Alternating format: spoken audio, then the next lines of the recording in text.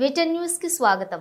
బంధువుల గొడవపై పిఎస్కి వెళ్లినటువంటి తనతో మడకశిర సీఐ రాగిరి రామయ్య అసభ్యకరంగా మాట్లాడారని, ఆయనపై చర్యలు తీసుకోవాలని శ్రీ సత్యసాయి జిల్లా ఎస్పీకి ఓ మహిళ ఫిర్యాదు చేశారు. రాత్రి సమయంలో తనను ఒంటరిగా ఛాంబర్లోకి పిలిచి అవమానకరంగా మాట్లాడారని గాయత్రి అని మహిళ తెలిపారు. ఒంటరిగా ఎలా ఉంటున్నావని, నేను సపోర్ట్ చేస్తానంటూ అసభ్యకరంగా మాట్లాడారని మహిళ చెప్పారు. తనకు తెలిసిన వ్యక్తికి ఫోన్ చేసి పిలువగా వారు స్టేషన్కి వచ్చి సీఐని నిలదీశారన్నారు.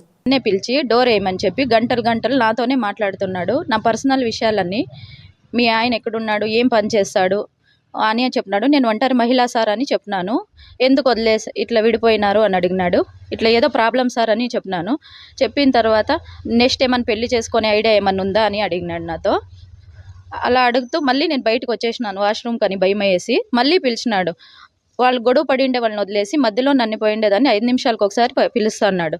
నేను బయటకు వచ్చేయాలని ట్రై చేసినా పంపిస్తా అనలేదు. సార్ నేను ఇంటికి పోవాలా, చిన్నపిల్లలు ఉన్నారన్నా కూడా వినటం లేదు సార్. 5 నిమిషాలు ఉండు పోదు అని. అయినా 10 గంటలు, నైట్ 10 గంటల వరకు పెట్టుకున్నాడు సార్ మమ్మల్ని స్టేషన్లో. నిన్నే కాదు, నాతో పాటు ఒక 4 మహిళలను కూడా. అప్పుడు నాకు భయం వేసి తెలిసిన అతను ఉంటే అతనికి నేను బయటకు వచ్చి కాల్ చేసి ఇట్లా చెప్పినాను. అప్పుడు అతను వచ్చి గొడవ చేస్తున్నాడు. ఎలా పెట్టుకుంటారు, ఈ టైం వరకు 6 దాటితే మహిళల్ని స్టేషన్లో పెట్టుకోకూడదు, అది లేడీ కానిస్టేబుల్ లేకుండింది, ఎవరు లేకుండింది, ఎలా పెట్టుకున్నారని అతను గొడవ చేస్తే సార్ వచ్చి బయటికి అతను చేయి పట్టుకొని రిక్వెస్ట్ కోరినారు. తప్పు అయిపోయింది, ఇలా చేసేకి ఇది లేదు అని. న్యాయం కోసం ఇట్లా స్టేషన్లకు పోతే ఇవి అధికారులే ఇట్లా ప్రవర్తిస్తే మేము ఎక్కడికి పోయి న్యాయంకి చేయమని అడగాలి చెప్పండి సార్ మీరే.